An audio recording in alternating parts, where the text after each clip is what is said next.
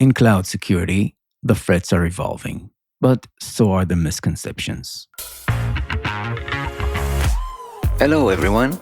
You're listening to Cloud Next, your go-to source for cloud innovation and leaders' insight.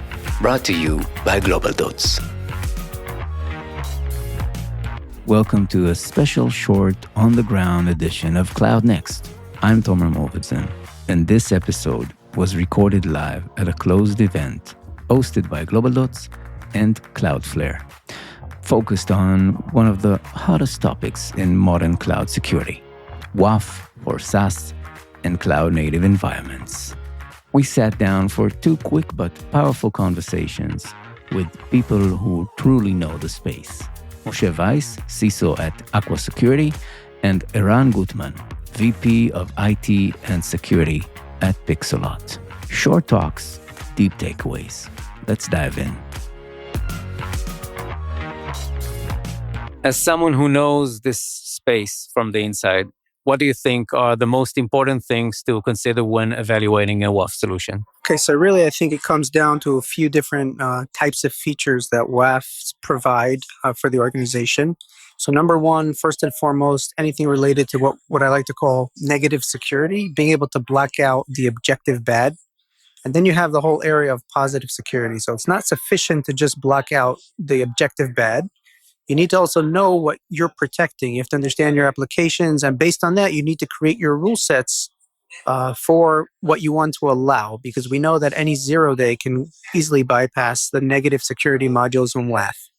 So we have the negative security, we have the positive security, and then we had everything that has to do with, DDoS or application DDoS prevention, anything that has to do with flow control. So again, there's the objective bad, what's considered a DDoS attack or a volumetric attack, which needs to be blocked, or bot classification and protection.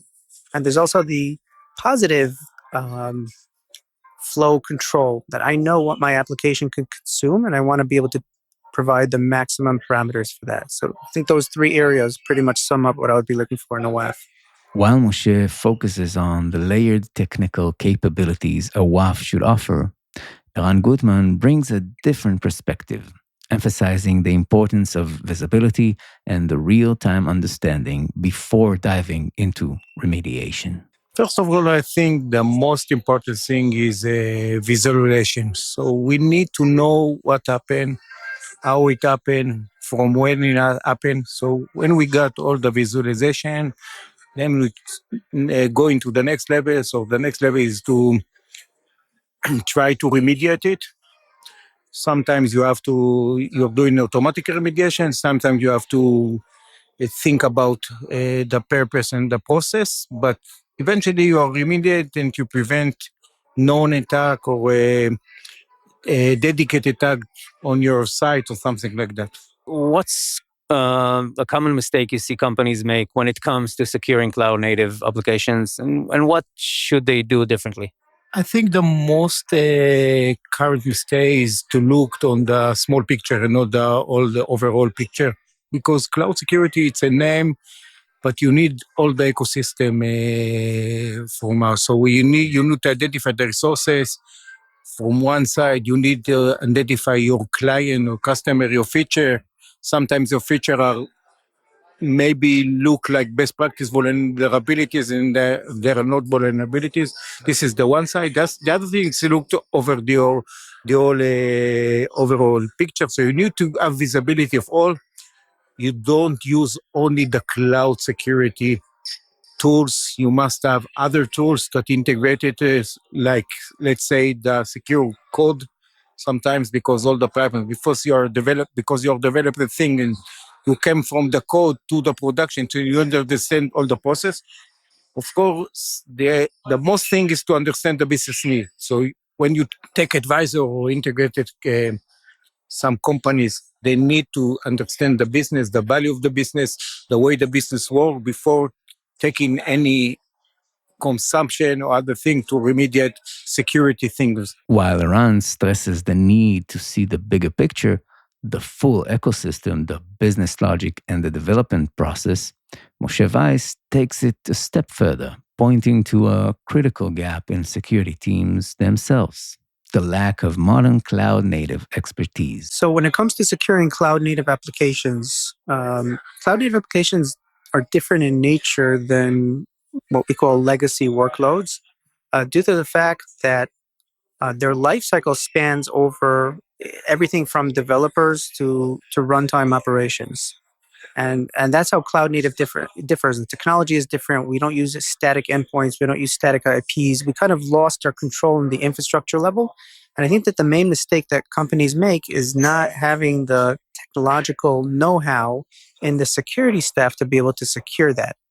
And therefore, I believe that security teams need to be more knowledgeable in the DevSecOps and the modern CI/CD areas.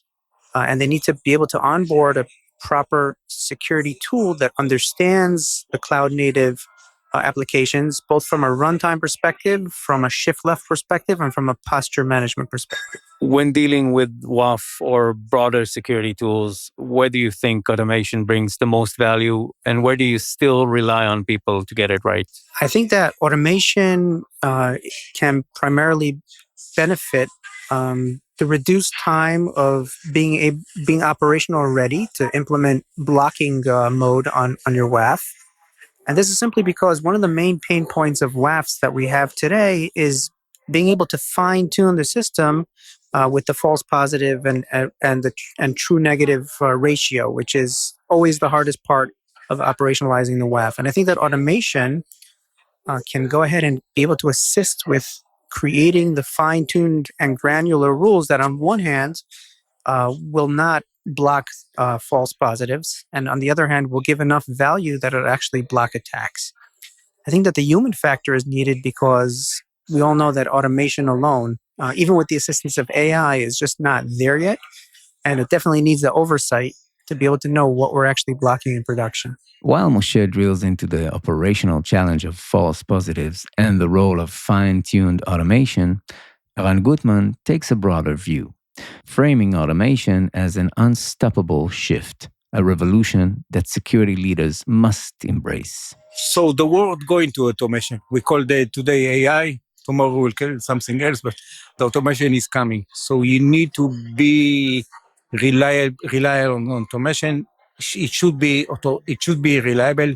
It should understand the behavior of the process of the service that you are deliver. And I think we'll go over there. So somehow on the future, we don't do the people just to check if there is no false positive and things like that. Especially not to do the work, the manual work. But I think the world is going to there, and you need to align on it and hug it and join the revolution. If you can't beat them, join them, right? Yes, of course. Thank you very much for your time and your insights. And Thank you. Enjoy the event. Thank you. Thank you very much. There you go, folks. Two perspectives, one clear message. WAF is no longer just about blocking threats. It's about visibility, context, and knowing what not to block. Thanks again to Moshe Weis and Eran Gutman for sharing their thoughts, and to everyone who joined us at the event. Until next time, stay secure, stay curious. Ask GlobalDots. This episode was produced and edited by Daniel Ohana and Tomer Morvidson, sound editing and mixed by Bren Russell. I'm Ganesh the Awesome, and if you're ready to deep dive and start transforming the way you approach cloud practices and cybersecurity strategies, then the team and myself at GlobalDots are at your disposal. We are cloud innovation hunters, and we search the globe looking for the future tech solutions so we can bring them to you. We've been doing it for over 20 years. It's what we do, and if I don't say so myself, we do it pretty well. So have a word with the experts, don't be shy, and remember that conversations are always for free.